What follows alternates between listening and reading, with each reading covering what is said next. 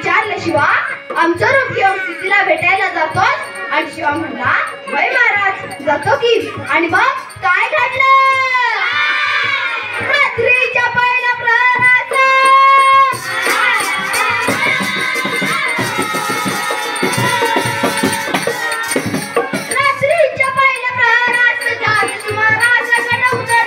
शिवपालकीच्या बारी लागते.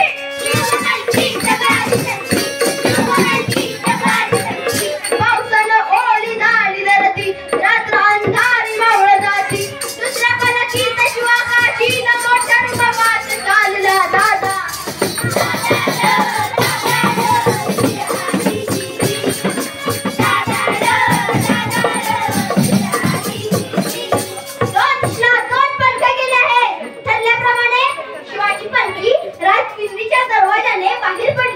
रात्रीची वेळ होती.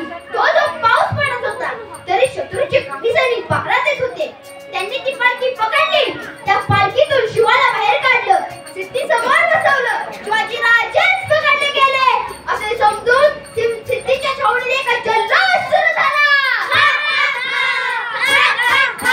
त्यात बातमी आली, हुजूर हुजूर शिवाजी भागा, शिवाजी भागा, हुजूर हुजूर शिवाजी भागा, शिवाजी भागा. आणि कणाला सिद्धी त्या मेणातून तलवार बाहेर काढली आणि शिवावर धरली. सजवताज कौन है? वरना मारा जाएगा.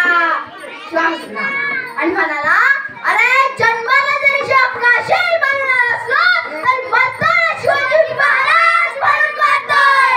हे भाग्य काय कमी आहे का? आणि कणाला सिद्धीची तलवार चालली गेली आणि शिवा संपला गेला. करांच्यासाठी शिवरायांसाठी शिवाने आत्मबलिदान दिले. तो अमर झाला. इकडे बाजीने गजापूरची खिंडी गाठली आणि बाजी म्हणतात, राजो आता येळ करू नका. तुम्ही निम्मी फौज घेऊन विशाळगडाकडे रवाना व्हा. आम्ही खिंडीत लागून तुला अडवून ठेवतो. राजा मी बरे, पण शत्रूला खिंड चढू देणार नाही. राजा एक बाजी घेतला तुम्हाला दुसरा बाजी मिळेल. पण स्वराज्याला शिवाजी महाराजांची गरज आहे. राजा स्वराज्याला शिवाजी महाराजांची गरज आहे. पण राजा म्हणतात, नाही बाजी नाही. शिवाजी बाजी लाख मारायला आता जे होईल ते मिळू. पण बाजी म्हणतात, नाही लाख मिळून तरी चालतील, पण लाखाचा पोशिंदा जगला पाहिजे. राजा लाखाचा पोशिंदा जगला पाहिजे. आणि मग त्या खिंडीच्या